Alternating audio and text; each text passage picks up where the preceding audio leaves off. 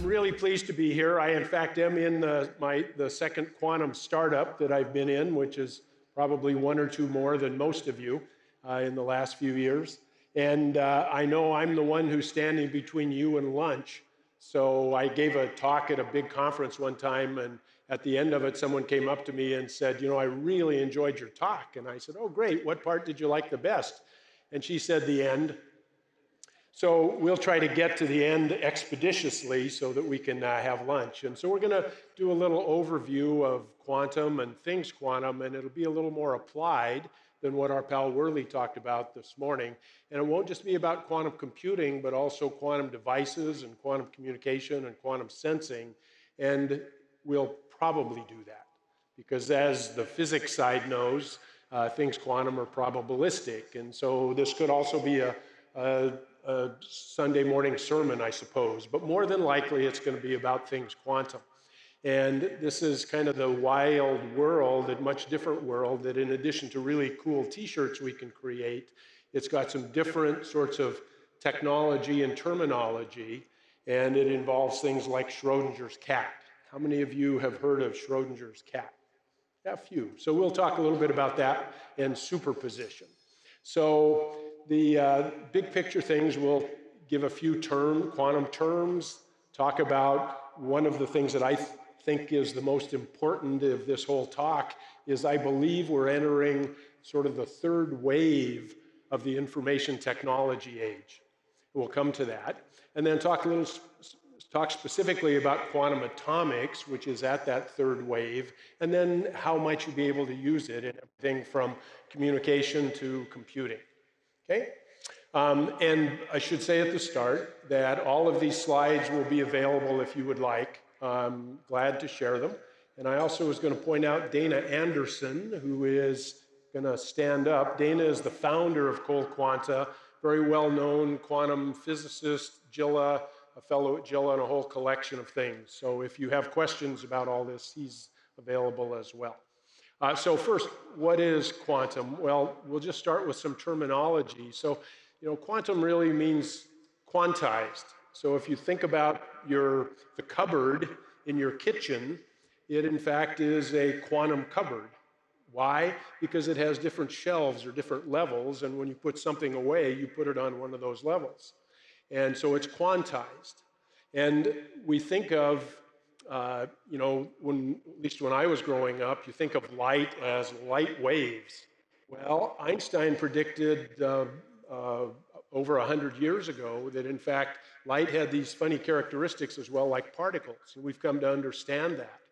And the other side of it is that, waves are also matter. How does that work? But if you look up the work that de Broglie and others did, you'll see that, in fact, there's a sort of duality of the things that we grew up knowing weren't quite right. So particles and waves are interchangeable with this little funny factor that we'll talk about. And Heisenberg talked about uncertainty. If you go to measure where some electron is, for example, and if you measure very accurately where it is, or you try to predict very accurately where it is, you may not be able to predict the velocity as accurately. So there's uncertainty in all this. And it's also a probabilistic world that if we're trying to predict, say, where an electron or a particle is, we can predict it with some probability, but we can't guarantee where it is until we actually measure it. And then when we measure it, we've kind of broken the quantum of it. And Einstein wasn't so sure about that stuff. He thought, a probabilistic universe, and his famous quote was, he, and this is with a capital H, doesn't play dice with the universe. The big three terms that we'll hear and use, particularly in quantum computing, are superposition, entanglement, and quantum tunneling. So superposition is where Schrodinger's cat comes into play, and in quantum computing, we build the computers using qubits, quantum bits. And in our digital world, a bit is a 0 or a 1. It's one or the other. And in the quantum world, because of superposition, the quantum bits are both a 0 and a 1 simultaneously. And at the end of a calculation cycle, when we actually measure them, they then become a 0 or a 1, and that forms part of the answer. And Schrodinger's famous thought experiment in trying to explain this to people was, imagine that I had my cat and put my cat in a box, and there was something that might kill the cat in the box if the cat knocked it over. From the outside of the box, I wouldn't know if the cat were alive or dead. So to me, the cat is both alive and dead at the same time, and I don't know which state it's in until I lift the box off and actually measure the cat. Of course, no one ever did that experiment, but it was a thought experiment. So that's superposition. And entanglement is, if we're lucky enough to get photons, say, entangled, then we can separate them by distance, they can remain entangled. And in fact, our friends from China demonstrated this a couple of years ago, where they were able to demonstrate entanglement from a ground station to a satellite, a couple hundred miles high. And this was another one where Einstein wasn't so sure about it. He called it, I don't know that I believe in this spooky action at a distance as well, but it certainly is there. And quantum tunneling is talked about more in quantum computing, and we'll sort of skip that, but the idea is that nature likes to go to a low energy state, and it tunnels through barriers to be able to do that. The other term you'll hear is coherence or decoherence. Getting things in a quantum state can be a little tricky, and the longer that you can keep it in the quantum state, typically the better, and that's coherence. How long can we keep a coherent quantum state? And decoherence is kind of when it falls apart. And so that's really important to us in all things quantum we're doing.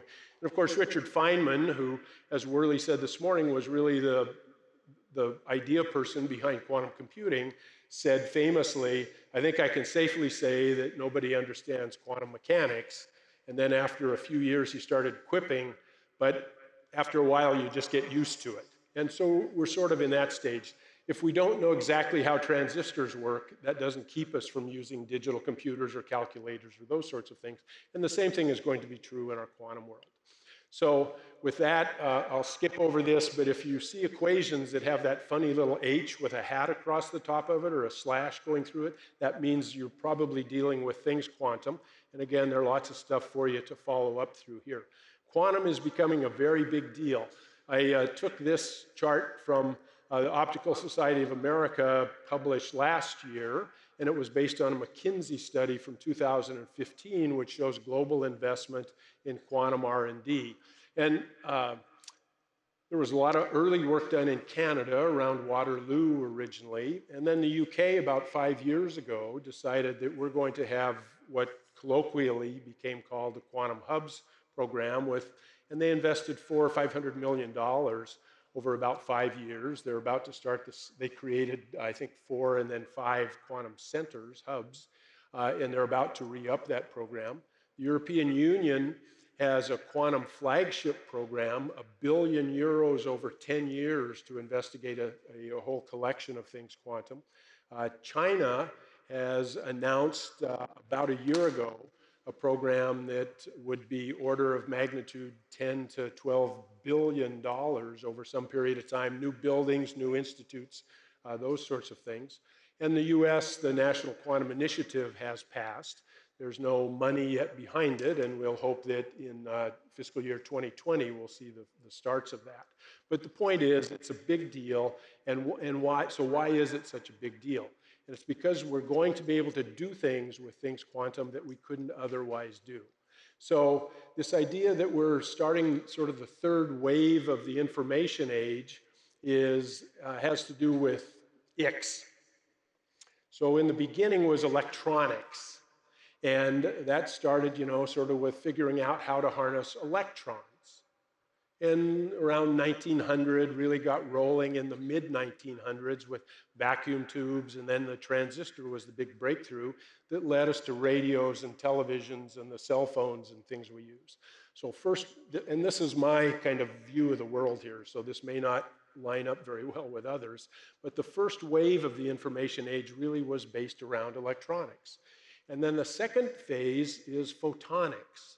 And that started in the 1960s or so.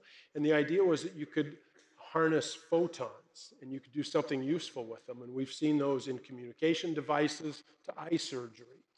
And then this new one is called, we're just colloquially calling it quantum atomics or atomics.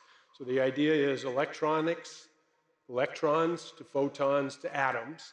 And we think that with this quantum atomics or atomics, it will be able to build a whole set of things that you couldn't otherwise build, whether they be higher accuracy or, well, we'll just get in, let's save that and get into it. So the idea is that in the, as we have all experienced, the electronic age gave us a whole set of, can you hear me again? The electronics age gave us a whole set of devices that we use in our daily lives. And it really was a transistor, the invention of the transistor, that enabled that. And in photonics, it was as lasers came along and other devices like those, we were able to harness those for communications and a whole host of, again, things. Eye surgery using lasers, wow, who would have imagined that? And in atomics, it really started in the mid-1990s and got rolling in earnest in the early 2000s. And we're going to talk quite a bit about what you can do with that. So quantum atomics is based on using cold atoms. And we and others use atoms of certain select set of elements. And one of the great things about atoms, so I spent 6 years working on superconducting quantum computers, manufacturing process to create the qubits, the quantum bits. You struggle really hard to make those qubits identical. Well, atoms of an element within an element family are the same. And so they start off that way, and we cool them using lasers, and then we can control them in a number of different ways and interrogate them with lasers to be able to do something useful. And so we'll talk a little bit more about that. This work is based on a couple of Nobel Prizes. The first quantum gas was created in 1995 by a couple of fellows at University of Colorado and NIST, and Wolfgang Ketterle at MIT. And then Steve Chu, who some of you would know, Secretary of Energy, won with 2 other fellows, Nobel Prize using laser cooling. And this quantum atomics uses both of those to be able to control atoms and do something hopefully useful with them. So the idea here is sort of what's cool about quantum atomics, and the answer is everything. The atoms start out being identical. There are no manufacturing defects, which again is critical for getting them into a quantum state and doing something useful with them. They're really, really, really cold. In the superconducting quantum computer world, you're pleased to be able to get your computer to operate at 15 millikelvin or something like that, which is really, really incredibly cold. These cold atoms operate like thousands to 1,000,000 times colder. They're at nanokelvin. And they're decelerated using lasers from the atoms in this room are going 600 miles an hour. And in our controlled environment, we're able to take that speeding atom going 600 miles an hour, and within the distance of about a centimeter, stop it, halt it. That's like hitting it with 1,000 Gs. So the force that's used on that individual atom is incredible, but we're able to do it. And what that leads to is we're able, we believe, to create ruggedized devices that can be launched, and you can do a whole collection of things. So this is just a little picture of how you can, using lasers, how you can put those atoms into a lattice and then control them, and then be able to interrogate them and be able to do something useful with them, whether it be controls or computers. And depending on which type of atom we use, we believe that we, and others will be able to create devices that range from quantum computers to secure, stealthy communications to timekeeping and inertial guidance systems. And I believe that within the GEOINT world, that we will in fact see applications beyond quantum computing, maybe before you're using quantum computing day after day after day in your daily jobs. So what are some of those things? Let's start with something that's real. And this is Major General Bill Cooley, who commands the Air Force Research Laboratories, at a talk he gave in December that some of us were at. And he laid out sort of how the Air Force thinks about things quantum. And they think about there being 4 or 5 major categories. And these are his exact charts used with permission.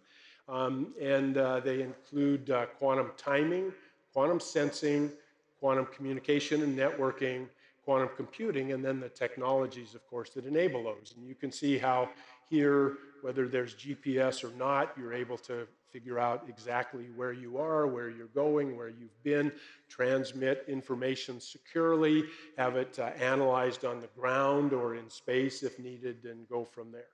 So that's sort of a 10 to 20-year picture. But what I really liked about it was the foresight, but also I started using the little picture in the upper left as a way to be able to show how you can actually harness things quantum to create devices that can be used in all of those applications. So the first thing is, this is the building block for quantum atomics, and it's called a Bose-Einstein condensate, or BEC. And we create that by taking particular atoms using laser in a little, very small vacuum. We use lasers to stop those. It gets this very, very cold. It's like 100 nanokelvin, which is really incredibly cold.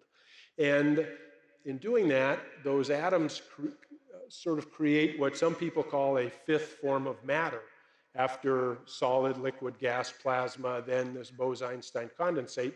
And the picture in the upper right is a measure of the density of the atoms when they create this state.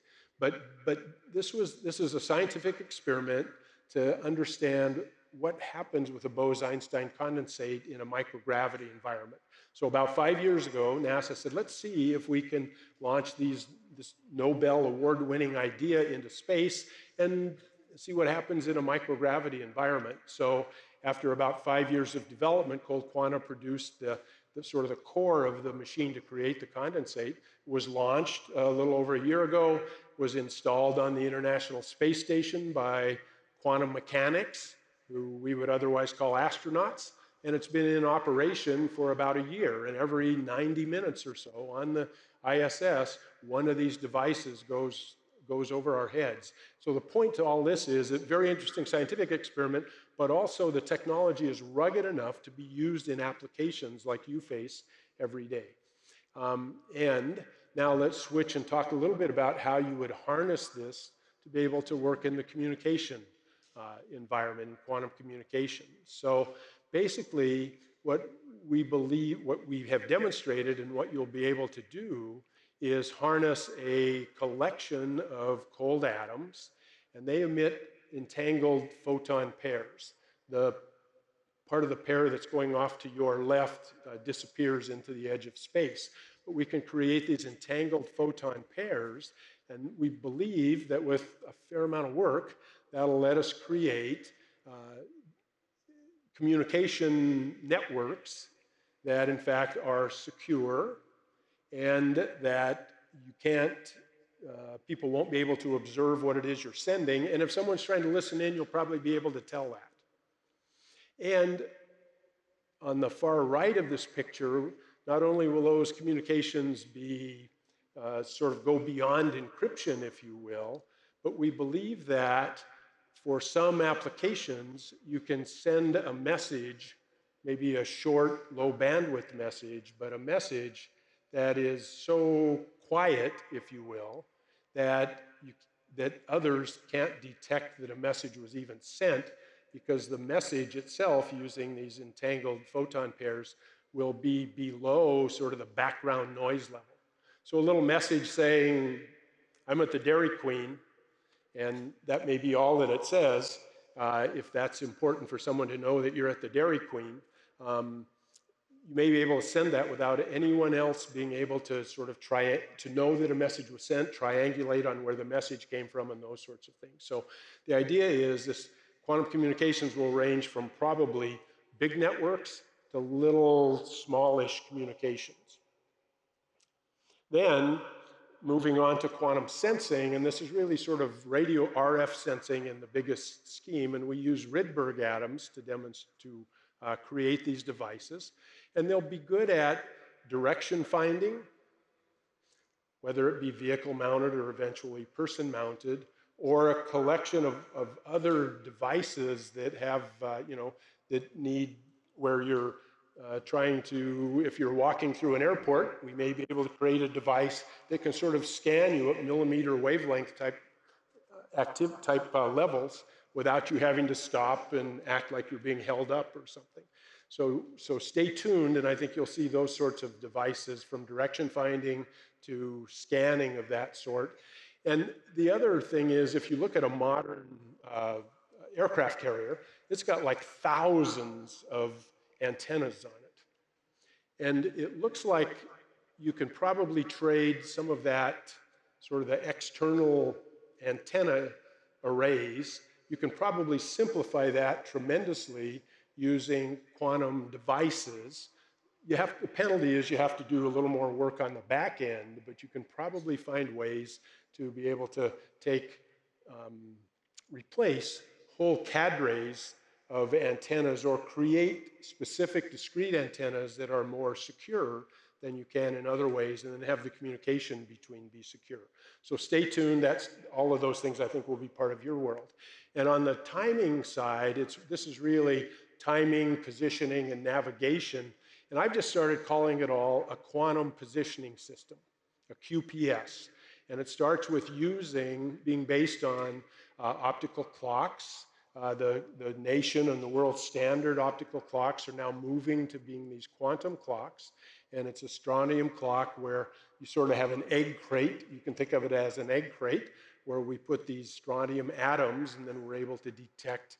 They're very sensitive, and they and we are able to detect small motion. They can not only tell time, but they also, if you pick them up, it knows it's been moved by just that much, so very accurate, and can be used for accelerometers, for gyroscopes, detecting gravity, and a whole collection of things like that. So you'll see it, we believe that this sort of probably starts first with very high accuracy quantum clocks, moving to quantum inertial guidance systems, and eventually being able to, whether it be flying or on a submarine, being able to detect changes in gravity on the Earth, or having a submarine which has its own very, very accurate quantum positioning system.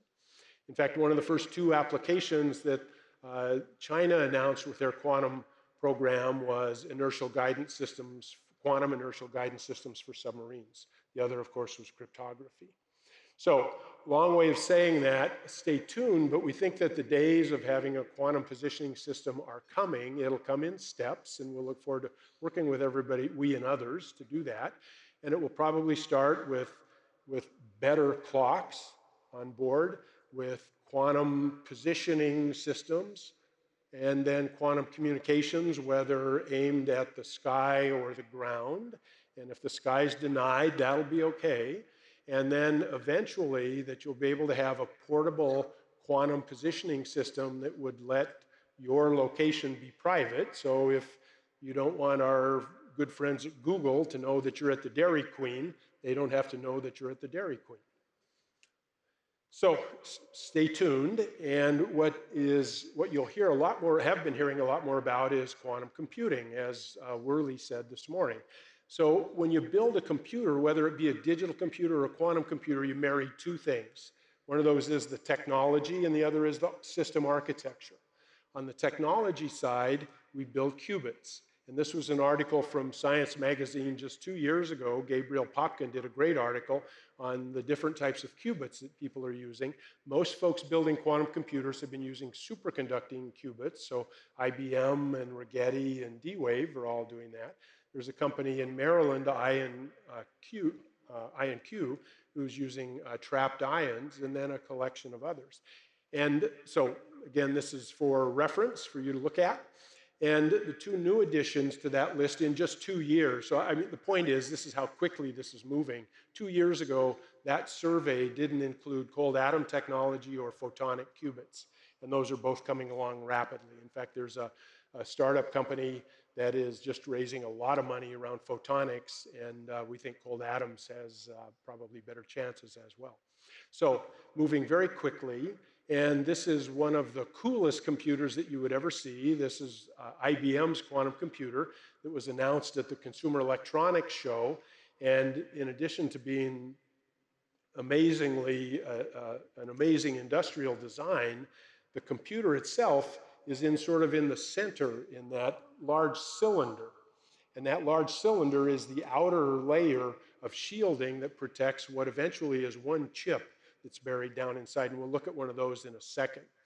So you marry technology with an architecture. Two big architectures in quantum computing.